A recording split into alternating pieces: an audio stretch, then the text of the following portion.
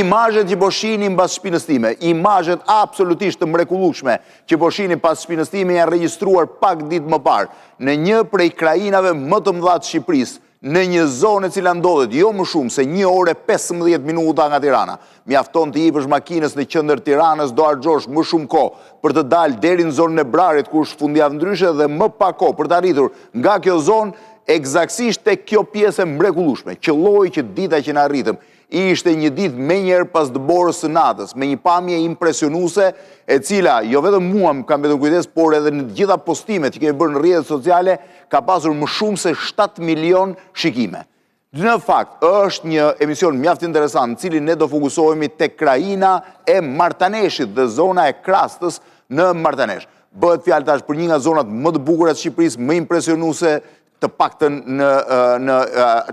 impresionin që pata unë ose në ndjesinë që pata unë,